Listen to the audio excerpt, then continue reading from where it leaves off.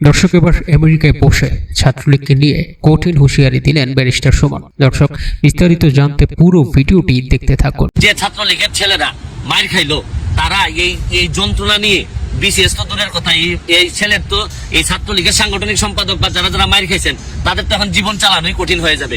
আর এই যে হাসপাতালের খরচটা কে দিবে? আজকে হারুন সাহেব যদি মার খাইতেন হাসপাতালের খরচ দিত পুলিশ ডিপার্টমেন্ট, আজিজুল সাহেব যদি মার খাইতেন তাহলে হাসপাতালের খরচ দিত সরকার, অ্যাডমিনিস্ট্রেশন, রাষ্ট্রপতি ভবন থেকে এই খরচ হইতো। কিন্তু ছাত্রলীগের খরচ দিতে হবে কিন্তু ছাত্রলীগের মায়ের, ছাত্রলীগের যে কষ্ট করে যে মা এই পর্যন্ত ঢাকা বিশ্ববিদ্যালয় পর্যন্ত আনছে তার খরচ দিতে হবে তার মায়ের। তিনি বলেন, ছাত্রলীগকে যখন মানুষ ব্যবহার করে তখন আমার সত্যি খুবই খারাপ লাগে। যে কেউ ডাকলেই তোমরা কেন চলে যাবা? তোমরা যখন আহত হও তখন তোমাদের পরিবারের পাশে কি কেউ দাঁড়ায়? তোমরা ছাত্রলীগরা যেভাবে মানুষের পাশে দাঁড়াও সেভাবে তোমাদের পাশে কেউ দাঁড়াবে না। সুতরাং তোমরা ভেবে চিন্তে কাজ করবে। আপনারা জানেন যে হারুন সাহেবের সাথে ঝামেলাটা হয়েছে এই আজিজুল সাহেব হচ্ছেন কি আমাদের মহামান্য রাষ্ট্রপতির সহকারী একান্ত সচিব।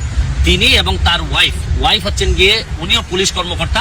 তার সাথে নাকি হারুন সাহেব বসে আড্ডা দিচ্ছিলেন বা নানা ধরনের কথা এখানে আছে। আমি এগুলা যেহেতু আমার কাছে কোনো প্রমাণ নাই আমি এইসব বিষয়ে কথা বলবো না। আজিজ সাহেব হারুন সাহেবের সাথে বাকবিতণ্ডা করতে গেছেন, তখন উনি কি করলেন? উনি মহামান্য রাষ্ট্রপতির সহকারী একান্ত সচিব হয়েও তার মনে হয়েছে যে ছাত্রলীগের কিছু নেতাদেরকে নিয়ে যেতে হবে ওনার শক্তি বাড়ানোর জন্য। তিনি বলেন, তোমরা যখন কারো ডাকে যাও মায়ের খাও তখন তোমাদের কাছে কেউ আসবে না, তোমাদের ডাকে কেউ সাড়া দেবে না, কারণ তোমরা সরকারের কেউ না। যদি সরকারের কেউ মায়ের খায় অথবা আহত হয় তাদের পাশে সরকার থাকবে, তাদের চিকিৎসা সরকার করাবে, তোমাদের কে করাবে? দিন শেষে তোমার বাবা মা ছাড়া তোমার পাশে আর কেউ থাকবে না। সুতরাং যা কিছু করবে ভেবে চিন্তেই করবে। দর্শক, ভিডিওটি দেখার জন্য অসংখ্য ধন্যবাদ। ভিডিওটি ভালো লাগলে অবশ্যই একটি লাইক দিয়ে যাবেন এবং চ্যানেলটি সাবস্ক্রাইব করে যাবেন। আর পেজ থেকে দেখলে অবশ্যই পেজটিকে ফলো করে দিবেন।